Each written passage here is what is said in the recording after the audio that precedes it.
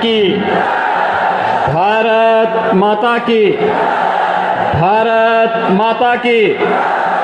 वंदे वंदे वंदे। आपना देर सकल के आंतरिक अभिनंदन। ओ भालो बासा जानाई এই বাংলার পবিত্র ভূমি মালদহে ऐसे আমি নিজেকে ধন্য মানে কারিছে।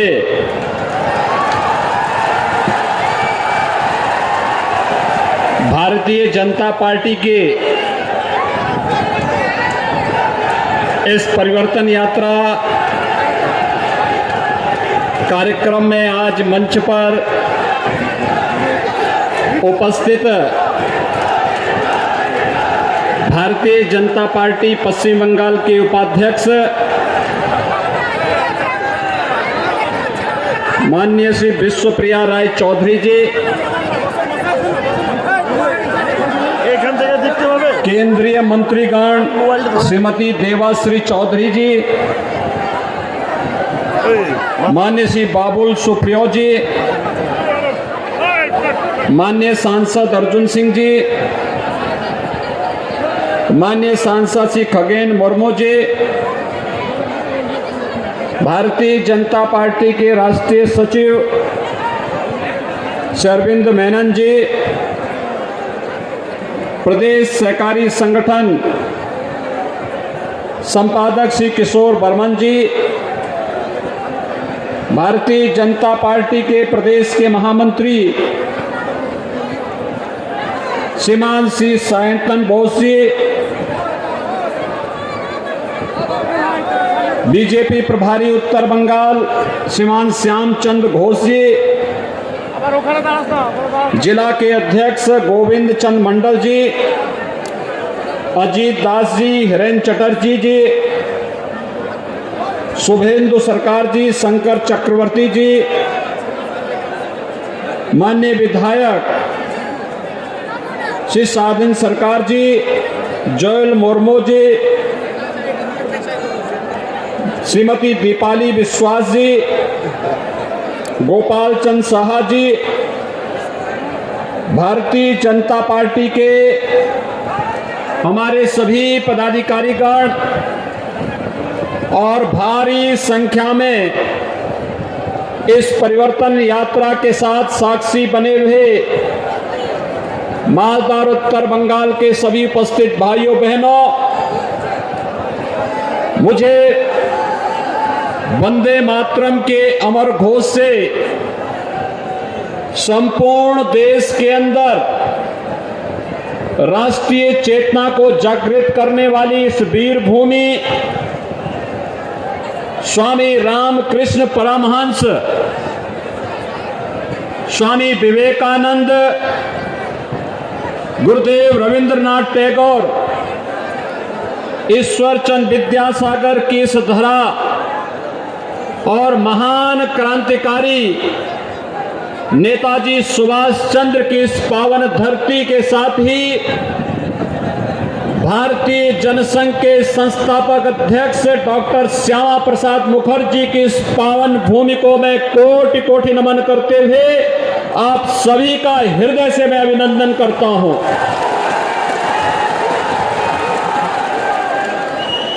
भाइयों बहनों, मालदा भारत की सनातन संस्कृति की भूमि है और भारत की सनातन संस्कृति की इस भूमि को कोटि कोटि नमन करते हुए आज मैं अपने आप को सौभाग्यशाली मानता हूं कि मुझे इस परिवर्तन यात्रा में आपके साथ सहभागी बनने का अवसर प्राप्त हुआ है। हम सब जानते हैं कि महाप्रभु चैतन्य महाप्रभु की इस पावन भूमि ने पूरे भारत के अंदर वैष्णव परंपरा का प्रचार प्रसार करने में जिस बड़ी भूमिका का निर्वहन किया, यह भूमि वैष्णवपाद के महान ध्वजाधारी गौरी वैष्णव जीवा गोस्वामी देवा जी की जन्म देने वाली भूमि भी है। स्वाभाविक रूप से बंगाल भारत के सांस्कृतिक राष्ट्रवाद की धरती रही है, भारत के स्वाधीनता आंदोलन की क्रांति की धरती रही है। लेकिन आज जब बंगाल के अंदर अराजकता और बंगाल के अंदर बदहाली की स्थिति को हम सब देखते हैं तो पूरे देश को पीड़ा होती है। और इसीलिए भारतीय जनता पार्टी का राष्ट्रीय नेतृत्व और एक एक कार्यकर्ता प्रत्येक बंगाली भाई और बहनों के साथ जुड़ने के लिए आया है कि हमें एक बार फिर से बंगाल की पहचान को पुनर्स्थापित करके बंगाल के माध्यम से एक नए परिवर्तन को आगे बढ़ाना है। भाइयों बहनों, बंगाल हमेशा से परिवर्तन की धरती रही है। याद करिए, जब देश के अंदर स्वाधीनता की अलग जगानी थी तो बंकिम चंद्र चट्टोपाध्याय ने इसी धरती से वंदे मातरम का उद्घोष किया था। आनंद मठ उपन्यास के माध्यम से उन्होंने भारत की सुप्त चेतना को जागृत करके पूरे देश के अंदर राष्ट्रीयता का जो संचार किया था, आज भी हर भारतीय अपने राष्ट्रीय गीत के रूप में वंदे मातरम को मान करके भारत के स्वाभिमान और सम्मान का अलग देश और दुनिया के सामने प्रस्तुत करता है। ये धरती गुरुदेव रविंद्रनाथ टैगोर की धरती है, जिसने भारत को भारत का राष्ट्र ज्ञान भी दिया और राष्ट्रगान के साथ ही इस धरती से ही हम सब जानते हैं कि यही वह धरती है जिसने साहित्य के क्षेत्र में भारत का पहला नोबेल प्राइज भी भारत को देने का कार्य किया था, गुरुदेव रविंद्रनाथ टैगोर की उस अमर कीर्ति गीतांजलि के माध्यम से। लेकिन आज बंगाल कहां चला गया है? कभी भारत को नेतृत्व देने वाला, भारत को एक नई दिशा देने वाला बंगाल आज कहां पर है? आज यहां पर गरीबी है, आज यहां पर बदहाली है, आज यहां पर अराजकता है, आज यहां पर सत्ता प्रायोजित अपराध और आतंकवाद न केवल यहां की सुरक्षा के सामने गंभीर संकट खड़ा कर रहा है, बल्कि देश की सुरक्षा को भी चुनौती देते हुए दिखाई देता है। आज बंगाल में केंद्र सरकार की कल्याणकारी योजनाओं को लागू नहीं करने दिया जाता है और आज बंगाल के अंदर एक तरफ यहां पर जिस बंगाल ने आदि शक्ति मां भगवती दुर्गा के अनुष्ठान का श्री गणेश करके पूरे देश के अंदर शक्ति का एक नया संचार किया था, आज उस बंगाल के अंदर दुर्गा पूजा पे प्रतिबंध लगाया जाता है। ईद में जबरदस्ती गौ हत्याएं प्रारंभ कराई जाती हैं और साथ साथ यहां पर तस्करी और गौ तस्करी के माध्यम से यहां की भावनाओं के साथ खिलवाड़ करने का कार्य किया जाता है। यहां की सरकार मौन बनी रहती है। भाइयों बहनों, बंगाल में आज जय श्री राम के नारे लगाने को भी प्रतिबंधित करने का कार्य किया जाता है और हमले करवाए जाते हैं। लेकिन मैं बंगाल की सरकार से कहना चाहता हूं, मैं ममता दीदी जी से अनुरोध करना चाहता हूं, एक सरकार कभी उत्तर प्रदेश में थी जो अयोध्या में राम भक्तों पर गोली चलाती थी, उस सरकार का और आपने देखा है क्या हो गया है। और अब बारी बंगाल में टीएमसी की सरकार की है।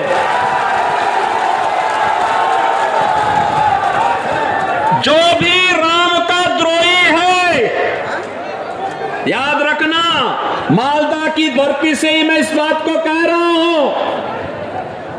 होली आने वाला है अभी कुछ ही दिनों के बाद, और कभी उस कालखंड में भी कुछ लोगों ने भगवान विष्णु और राम का नाम लेने को प्रतिबंधित किया था। होली के अवसर पर हम लोग क्या कहते हैं उसको। और मित्रों, आज बंगाल के अंदर एक बार फिर से जय श्री राम के नारे को प्रतिबंधित करने का कार्य किया जा रहा है। लेकिन याद रखना, भारत की जनता राम के बगैर कोई काम नहीं करती है। जब आपस में मिलती है तो राम राम कहती है, घर में कोई काम होता है तो राम नाम का जप करती है, और जब किसी परिजन की अंतिम यात्रा भी निकालती है तो फिर राम नाम सत्य है के साथ ही इस यात्रा को भी आगे बढ़ाने का कार्य करती है। राम के बगैर भारत का कोई काम ही नहीं, और जो रामद्रोही हैं उनके अभी भारत में कोई काम नहीं, बंगाल में कोई काम नहीं। ये संकल्प हम सबको लेकर के चलना है। और मैं यही पूछना चाहता हूं टीएमसी की सरकार से कि आपको राम भक्तों पर तो कोई रहम नहीं, लेकिन बंगाल के अंदर अराजकता पैदा करने वाले लोगों के साथ आखिर टीएमसी की कौन सी दोस्ती और कौन सी गठबंधन है जिसके कारण वह बंगाल की पूरी व्यवस्था को बदलने पर उतारू हो गए हैं। ये आत्मघाती कदम बंगाल की धरती से क्यों? मित्रों, जब देश के यशस्वी प्रधानमंत्री मोदी जी पाकिस्तान, बांग्लादेश और अफगानिस्तान के पीड़ित और प्रताड़ित हिंदुओं, सिखों, बौद्धों, जैनियों, ईसाइयों, इन सब के संरक्षण, इनको सुरक्षित ठिकाना देने के लिए एक कानून बनाते हैं और उस कानून को भारत के अंदर लागू करते हैं, तो बंगाल में हिंसा क्यों होती है? ये हिंसा सत्ता प्रायोजित हिंसा क्यों? यहां पर एक तरफ पीड़ित और प्रताड़ित मानवता को शरण देने की जब बात की जाती है तो यहां की सरकार विरोध करती है, लेकिन जब घुसपैठियों को बाहर करने की बात होती है यहां की सरकार तिलमिला जाती है। यहां की सरकार घुसपैठियों, अवैध घुसपैठियों के साथ में है, उसको यहां की जनता के साथ कोई लेना देना नहीं। और यही कारण है कि यहां की सरकार केंद्र सरकार की किसी भी कल्याणकारी योजना का लाभ यहां के नागरिकों को देने में पूरी तरह फेल है। मित्रों, मैं आया हूं उत्तर प्रदेश से। हमने उत्तर प्रदेश में कुछ चीजें इस रूप में की जिसने उत्तर प्रदेश के अंदर व्यापक परिवर्तन किया है, और उस व्यापक परिवर्तन के कारण आज आप देखते होंगे यहां पर गर्मियों में जून से लेकर के अक्टूबर के बीच में इंसेफ्लाइटिस से हजारों मौतें बंगाल में आज भी होती हैं। लेकिन बंगाल के अंदर अज्ञात बीमारी दिखा करके इस बीमारी से होने वाली मौतों को छुपाने का कार्य टीएमसी की सरकार करती है। इससे पहले कम्युनिस्टों की सरकार भी यही बंगाल के अंदर करती थी। लेकिन हम लोगों ने प्रधानमंत्री मोदी जी के अनुकंपा और उनकी कृपा से स्वच्छ भारत मिशन के अंदर हर एक गरीब परिवार के घर में एक एक शौचालय बना दिया, हर एक घर तक शुद्ध पेयजल उपलब्ध कराने की व्यवस्था की। आज परिणाम है इंसेफ्लाइटिस उत्तर प्रदेश से पूरी तरह समाप्त हो चुका है। कोई मौत इंसेफ्लाइटिस से उत्तर प्रदेश के अंदर नहीं होती है। मित्रों, 3 वर्ष के अंदर उत्तर प्रदेश के अंदर 40 लाख गरीबों को आवास मिला है। प्रधानमंत्री आवास योजना में 40 लाख परिवारों को एक एक आवास। मैं आ रहा था अभी बागडोगरा से, मैं देख रहा था मालदा तक एक भी गरीब व्यक्ति का पक्का मकान नहीं है। ये प्रधानमंत्री आवास योजना का लाभ यहां के गरीबों को क्यों नहीं मिल पाता है? यहां के बंगाल के गरीबों को क्यों नहीं मिल पा रहा है? क्योंकि यहां की सरकार रुचि नहीं ले रही है। उत्तर प्रदेश के अंदर 6 करोड़ गरीबों को आयुष्मान भारत में 5 लाख रुपए की स्वास्थ्य बीमा का कवर है। वह कहीं भी किसी भी हॉस्पिटल में उत्तर प्रदेश के अंदर या देश के अंदर जाएगा, उसे 5 लाख रुपए की स्वास्थ्य बीमा का लाभ हर वर्ष प्राप्त हो रहा है। केंद्र और राज्य सरकार मिलकर के इस कार्यक्रम को आगे बढ़ा रहे हैं। आखिर प्रधानमंत्री आयुष्मान भारत का लाभ बंगाल के गरीबों को, बंगाल के नागरिकों को टीएमसी की सरकार क्यों नहीं देने जा रही है? क्योंकि उसे मालूम है अगर वह इन गरीबों को इसका लाभ दे देगी तो फिर वह वोट बैंक नहीं बना पाएगी।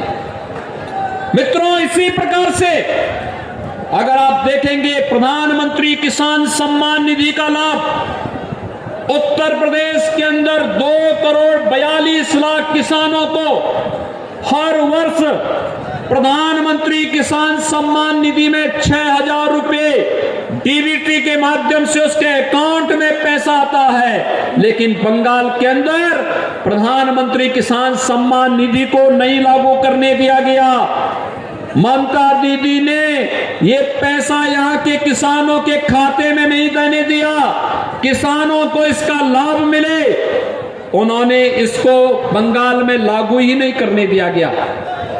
नेशनल पोर्टेबिलिटी के अंतर्गत 1 नेशन 1 राशन कार्ड की सुविधा अगर बंगाल का व्यक्ति बंगाल के अंदर चाहे तो बंगाल के अंदर, और अगर उसकी मर्जी आए तो वह देश के अंदर जहां कहीं रहता है राशन कार्ड से राशन लेने का लाभ ले सकता है। लेकिन टीएमसी की सरकार ने नेशनल पोर्टेबिलिटी को यहां लागू ही नहीं करने दिया, जिससे बंगाल के नागरिकों को राशन की सुविधा का लाभ नहीं मिल पाता है। केवल चंद टीएमसी के गुंडे खाद्यान्न घोटाले में लिप्त होकर के यहां के नागरिकों के खाद्यान्न को हजम करने का कार्य कर रहे हैं। मित्रों, बंगाल के अंदर छल छद्म और धोखे से यहां पर लव जिहाद की घटनाओं को भी अंजाम दिया जा रहा है। हम लोगों ने यूपी के अंदर कानून बना दिया, लेकिन बंगाल के अंदर क्योंकि तुष्टीकरण की राजनीति है, न वह गौ तस्करी को यहाँ की सरकार रोक पा रही है और न ही लव जिहाद की उन घातक गतिविधियों को जिसका दुष्परिणाम आने वाले समय में बड़ा खतरनाक होने जा रहा है, वह यहाँ की सरकार इसको रोकने में पूरी तरह विफल है। और इसीलिए आज हम सब परिवर्तन यात्रा में आप सबका आह्वान करने के लिए आए हैं। जो सरकार आपको सुरक्षा नहीं दे सकती, जो सरकार अपराधियों का संरक्षण दे रही हो, जिस सरकार को कानून का राज स्थापित करने में नहीं, जिस सरकार को एन केन प्रकारेण सत्ता में बना रहना ही अपना एकमात्र उसने युग धर्म बना लिया हो, उस सरकार के साथ जो गरीबों के लिए कार्य नहीं कर सकती, जो सरकार कमजोरों के लिए कार्य नहीं कर सकती, जो सरकार किसानों के लिए कार्य नहीं कर सकती, जो सरकार युवाओं के लिए कार्य नहीं कर सकती और जो सरकार महिलाओं को सुरक्षा नहीं दे सकती है, उस सरकार को एक भी क्षण रहने का अधिकार नहीं होना चाहिए। और बंगाल के भाइयों बहनों, मैं आप सबका आह्वान करने के लिए आया हूं। एक परिवर्तन यात्रा में जो उमड़ा हुआ जन सैलाब है, ये बंगाल के परिवर्तन का साक्षी बन करके इस परिवर्तन का बाघ बनने के लिए उतारू हो गया है और ये बाघ इस रूप में उतारू हो चुका है। उसने संकल्प ले लिया है मोदी जी के नेतृत्व में पूरे देश के अंदर जिस तरीके से कोरोना प्रबंधन का कार्य किया गया, हम आभारी हैं प्रधानमंत्री मोदी जी के। मित्रों, आभारी हैं प्रधानमंत्री मोदी जी के। उन्होंने कोरोना कालखंड के अंदर गरीब कल्याण पैकेज की घोषणा करके हर गरीब को फ्री में राशन देने का काम किया, हर गरीब को गरीब कल्याण पैकेज का लाभ दिया, जनधन अकाउंट धारी को 500 रुपये महीने लगातार 3 महीने तक देने का कार्य किया, हर वृद्धजन को, हर निराश्रित महिला को, हर दिव्यांग जन को भी उन्होंने 1,000 रुपये की राशि, भरण पोषण की राशि उपलब्ध कराई और प्रधानमंत्री किसान सम्मान निधि से जुड़े हुए लोगों को भी उस दौरान अतिरिक्त पैसे की व्यवस्था उन्होंने उस समय की थी। आत्मनिर्भर भारत पैकेज के अंदर भी उन्होंने एमएसएमई के लिए, परंपरागत उद्यम के लिए, भारत के गांव के लिए, गरीबों के लिए, व्यापारियों के लिए एक बेहतर पैकेज की घोषणा की। कोरोना प्रबंधन में चाहे वहां जिस भी राज्य ने जो डिमांड की, राज्यों को तो उसका लाभ दिया ही, लेकिन हम आभारी हैं प्रधानमंत्री मोदी जी के और भारत के वैज्ञानिकों के, जिन्होंने भारत को कोरोना से बचाने के लिए 2 स्वदेशी वैक्सीन भी दिए और वैक्सीन इस समय युद्ध स्तर पर लग रहे हैं। कल से आपने देखा होगा 60 वर्ष के ऊपर के लोगों को भी वैक्सीन लगना प्रारंभ हो गया है। ये 60 वर्ष से ऊपर के लोगों को वैक्सीन लगना और भारत के नागरिकों के साथ साथ दुनिया के अपने मित्र देशों को भी वैक्सीन पहुंचाना, ये एक नया भारत की वो तस्वीर है जो दुनिया के अंदर भारत के 135 करोड़ लोगों की ताकत का एहसास करा रहा है। और उस नए भारत के साथ नए बंगाल को भी आगे आकर की इस अंगड़ाई में सहभागी बनना पड़ेगा और इसी आह्वान के लिए आज हम सब आपके बीच आए हैं। कल्पना करिए, ये बंगाल के अंदर टीएमसी की सरकार ने, उससे पहले कम्युनिस्टों ने, उससे पहले कांग्रेस ने कितनी बदहाल स्थिति पैदा कर दी है। मित्रों, मुझे याद है आज से 25 साल पहले, 30 साल पहले भारत का हर नौजवान अपनी रोजगार के लिए बंगाल आता था, लेकिन पिछले 25-30 वर्षों के अंदर बंगाल को बदहाल कर दिया इन सभी लोगों ने। आज बंगाल अर्थव्यवस्था में काफी पीछे चला गया है और उत्तर प्रदेश के अंदर भारतीय जनता पार्टी की सरकार थी।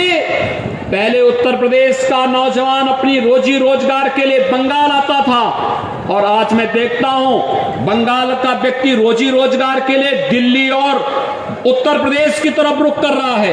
उत्तर प्रदेश आज देश की दूसरी अर्थव्यवस्था बन गया है। आखिर बंगाल आपका पश्चिमी बंगाल क्यों नहीं बन सकता है, जबकि संभावनाएं थी यहां पर, लेकिन यहां की सरकार ने उस प्रकार की सोच ही पैदा नहीं होने दी है।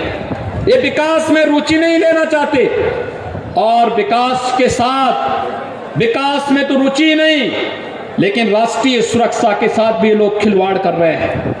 आपने देखा होगा मोदी जी के नेतृत्व में जब देश के अंदर सरकार आई, पहले गरीबों के कल्याण के लिए योजनाएं बनी, गरीबों के कल्याण के लिए बनने वाली योजनाओं के साथ फिर उन्होंने देश की संप्रभुता को सुरक्षित रखने के लिए कार्यक्रमों को आगे बढ़ाया। याद करिए 5 अगस्त 2019 की तिथि, देश के अंदर आतंकवाद की प्रतीक बनी धारा 370 को हटाने का कार्य भी मोदी जी के नेतृत्व की भारतीय जनता पार्टी की सरकार ने किया था। याद करिए इसी धरती पर पैदा होने वाले डॉक्टर श्यामा प्रसाद मुखर्जी ने घोषणा की थी, एक देश में 2 प्रधान, 2 विधान और 2 निशान नहीं चलेंगे, नहीं चलेंगे। और उन्होंने कश्मीर मुक्ति के लिए एक आंदोलन प्रारंभ किया था। मित्रों, डॉक्टर श्यामा प्रसाद मुखर्जी के सपने को साकार किया है प्रधानमंत्री मोदी जी ने और गृह मंत्री अमित शाह जी ने। उन्होंने धारा 370 को कश्मीर की धरती से पूरी तरह समाप्त करके आज कश्मीर भारत के संविधान और भारत के कानून के अनुरूप भारत की व्यवस्था के साथ चल करके विकास की एक नई ऊंचाइयों को पार कर रहा है। मित्रों, 500 वर्षों से हर भारतीय जनमानस की अभिलाषा थी, वह अभिलाषा थी जिसके लिए बंगाल से भी कार सेवा करने के लिए हजारों नौजवान गए थे। श्री राम कोठारी और शरद कोठारी के बलिदान को कौन विस्मृत कर सकता है, जिन्होंने अयोध्या में बाबरी ढांचे को हटाने के लिए अपना बलिदान दिया था। और आज उस सपने को भारतीय जनता पार्टी की सरकार ने साकार किया है। 5 अगस्त 2020 को प्रधानमंत्री मोदी जी के कर कमलों से अयोध्या में भगवान श्री राम के भव्य मंदिर के निर्माण का मार्ग भी प्रशस्त हो गया है। अब अयोध्या में भगवान राम के भव्य मंदिर का निर्माण कार्य जिस युद्ध स्तर पर प्रारंभ हुआ है, आपने निधि समर्पण के आयोजन के साथ बंगाल के लोगों ने जो योगदान किया है, मैं आप सभी का हृदय से अभिनंदन करता हूं और आप सबका मैं आह्वान करता हूं, अयोध्या में भगवान राम के भव्य मंदिर निर्माण के साथ आपका समर्पण और आपका सहयोग प्राप्त हो गया है। इस परिवर्तन के साथ जुड़िए और भारतीय जनता पार्टी की इस परिवर्तन यात्रा के साथ जुड़ करके बंगाल के अंदर भारतीय जनता पार्टी की सरकार को लाइए और अयोध्या में भगवान राम के मंदिर में दर्शन करके बंगाल को बचाने और बंगाल को समृद्धि के पथ पर अग्रसर करने के आह्वान के साथ हम सभी को आगे बढ़ाना पड़ेगा। ये कार्य केवल और केवल भारतीय जनता पार्टी कर सकती है। मित्रों, आज जब टीएमसी की सरकार सुश्री ममता बनर्जी जी के नेतृत्व में पूरी तरह विफल हो चुकी है, तब उनके द्वारा तमाम प्रकार के अनर्गल आरोप पर प्रलाप किए जा रहे हैं। उनके द्वारा जिस प्रकार की टिप्पणियां, जिस प्रकार के वक्तव्य दिए जा रहे हैं, मुझे आश्चर्य होता है कि इतने लंबे समय तक मुख्यमंत्री रहने वाला व्यक्ति इस तेजी के साथ आपा खो दे, ये बड़ी विचित्र सी स्थिति है। उनके द्वारा जिस प्रकार की बातें और जिस प्रकार की वक्तव्य दिए जा रहे हैं, ये बंगाल का अपमान है, बंगाल के नागरिकों के साथ धोखा है। आप देख रहे हैं, गंगा मैया तो उत्तराखंड से उत्तर प्रदेश होते हुए, बिहार और झारखंड होते हुए, पश्चिमी बंगाल होते हुए गंगा सागर तक जाती है। ये गंगा मैया तो भारत की एकात्मता की एक बहुत पवित्र धारा का एहसास हम सबको कराती है, जो एक भारत श्रेष्ठ भारत के साथ हम सब को जोड़ती है।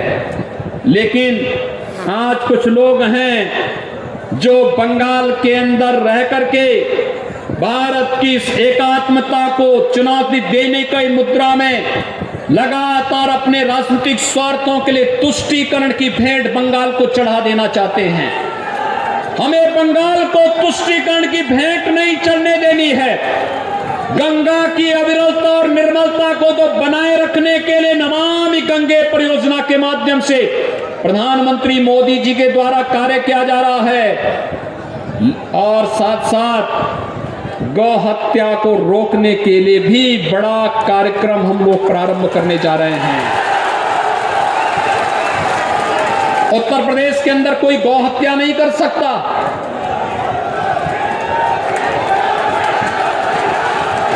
मित्रों, कोई नहीं कर सकता।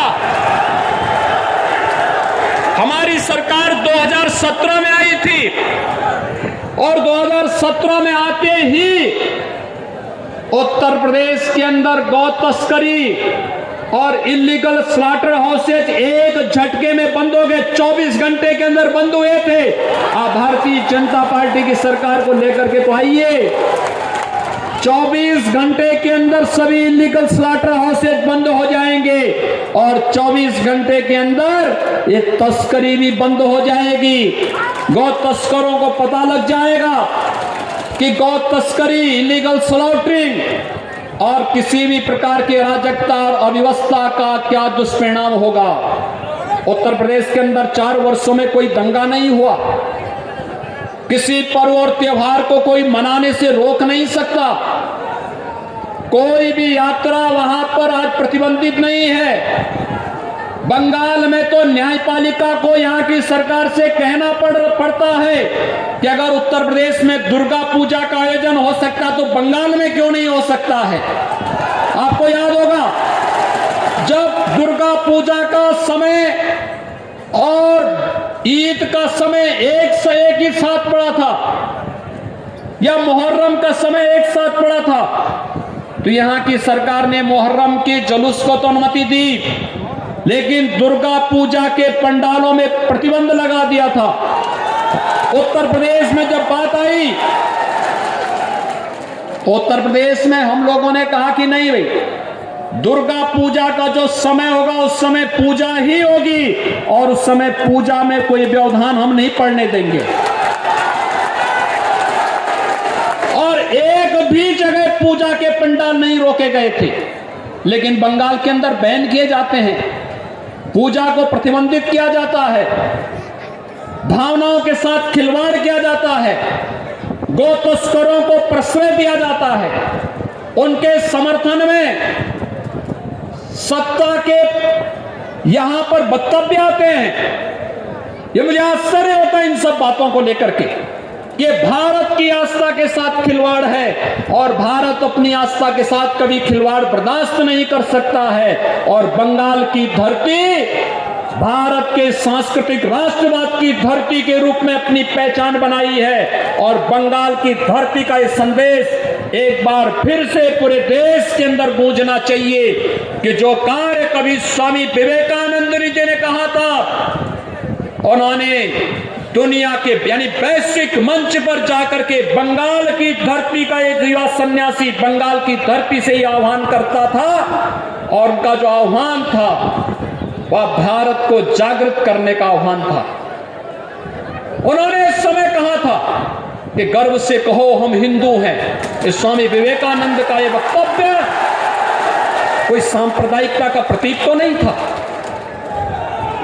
स्वामी विवेकानंद का यह वक्तव्य तो भारत को जोड़ने वाला वक्तव्य था। भारत की सनातन संस्कृति को वैश्विक मंच पर स्थापित करने का, वैदिक परंपरा को वैश्विक मंच पर स्थापित करने का एक मंत्र था। स्वामी विवेकानंद इस परंपरा को मैं प्रणाम करता हूं।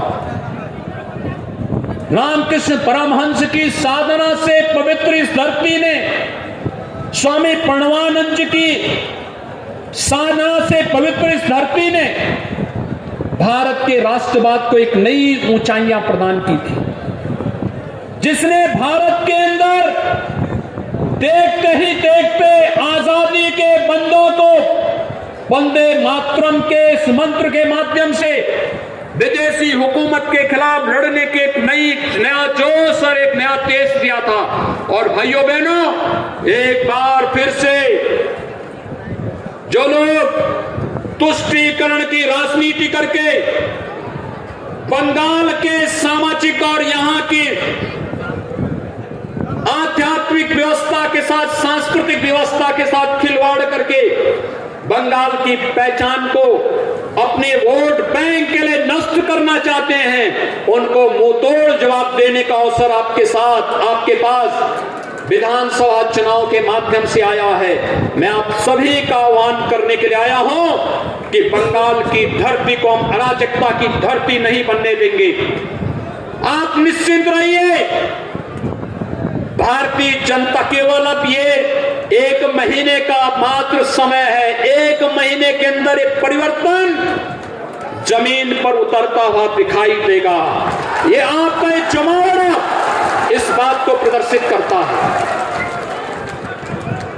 तब टीएमसी के नाम पर जो लोग गुंडागर्दी कर रहे हैं, आप देखते होंगे उत्तर प्रदेश के अंदर जो लोग पहले गुंडागर्दी करते थे, आज वे लोग अपने गलियों में अपने गले में तख्ती बांध करके चलते हैं कि रहम कर दो। और मैं कह सकता हूं, मैं देख रहा था एक तस्वीर, भारतीय जनता पार्टी के एक कार्यकर्ता की बुजुर्ग माता को टीएमसी के गुंडों ने इस बेरहमी के साथ पीटा और उनके मुंह पर जो सूजन था उसको देखते हुए आंखों में आंसू आ रहे थे कि कितने बेरहम और बर्बर हैं ये लोग, एक महिला को भी नहीं छोड़ते। और अपराधी अगर अपराध करता है तो पुलिस का काम है अपराधी के खिलाफ कार्रवाई करना, प्रशासन का काम है, शासन का काम है उस अपराधी के खिलाफ कार्रवाई करना। लेकिन अगर शासन और प्रशासन अपराधी के खिलाफ कार्रवाई करने की बजाय वक्तव्य दें कि सूजन तो घर के विवाद का है, ये पीटने से नहीं सूजन आया है, ये सूजन तो दिखाई दे रहा मुंह पे, चोट के निशान है, और तब भी बयान दिया जा रहा है कि ये सूजन तो मामूली से विवाद के कारण खड़ा हुआ है। आश्चर्य होता है मुझे, ये पार्टी बनकर के काम करना बंद करें। और मुझे लगता है कि बहुत समय नहीं, भाइयों बहनों, भारत निर्वाचन आयोग ने चुनाव की घोषणा कर दी है, चुनाव की प्रक्रिया प्रारंभ हो चुकी है। बस अब मान करके चलिए 2 मई के बाद भारतीय जनता पार्टी की सरकार जब बंगाल के अंदर बनेगी तो टीएमसी और कम्युनिस्टों के नाम पर गुंडागर्दी और अराजकता फैलाने वाले गुंडे अपनी जान की भीख मांगते हुए गलियों अपने गले में तख्ती लेकर के घूमते हुए फिरेंगे। और उस समय फिर वो दृश्य देश के सामने होगा कि जो भी कानून के साथ खिलवाड़ करेगा उसको अपनी जान की भीख मांगने के लिए इसी प्रकार से मजबूर होना पड़ेगा। और तब उस समय के लिए हम सबको अपने को तैयार करना होगा, सारे मतभेदों को बुला करके बंगाल को उसकी पहचान को पुनर्स्थापित करने के लिए, बंगाल को विकास की राह पर ले चलने के लिए प्रधानमंत्री मोदी जी के नेतृत्व में एक भारत श्रेष्ठ भारत की परिकल्पना को साकार करने के लिए बंगाल के नागरिकों को भी रोजगार चाहिए, नौकरी चाहिए, बंगाल के नौजवानों के लिए भी अच्छे अवसर होने चाहिए, बंगाल के गरीबों को भी शासन की सुविधा का लाभ मिलना चाहिए, बंगाल के किसानों को भी प्रधानमंत्री किसान सम्मान निधि का लाभ मिलना ही चाहिए, और बंगाल के गरीबों को भी स्वास्थ्य बीमा का कवर मिलना ही चाहिए। और ये तभी हो पाएगा जब भारतीय जनता पार्टी पूरी मेजॉरिटी के साथ, फुल मेजॉरिटी के साथ बंगाल के अंदर सरकार बनाएगी, और डबल इंजन की सरकार बंगाल के अंदर भारतीय जनता पार्टी की सरकार और केंद्र में मोदी जी की सरकार जब मिलेगी, डबल इंजन की यह सरकार आपके विकास को उतने ही गुना तेजी के साथ आगे बढ़ाने का कार्य करेगी। ये परिवर्तन यात्रा इसी विश्वास के साथ आज यहां पर इस आयोजन के साथ यहां पर आज यह आयोजन इसी उद्देश्य से संपन्न हो रहा है। मैं आप सबको, अभी हमारा होली का पर्व होने जा रहा है, होली पूरी भव्यता के साथ मनाई जाती है। होली के आयोजन के साथ आप सबको मैं अग्रिम शुभकामनाएं देता हूं, अभिनंदन करता हूं आप सभी का, और होली के उत्सव को चुनाव के साथ जोड़ते हुए ये रंग बिरंगी होली 2 मई को बंगाल के अंदर सांस्कृतिक राष्ट्रवाद की दीपावली का उत्सव भी मनाया जाना चाहिए। इस संकल्प के साथ हम सब आगे बढ़ेंगे। आप सबके प्रति मेरी शुभकामनाएं। धन्यवाद। जय जय श्री राम, जय जय श्री राम।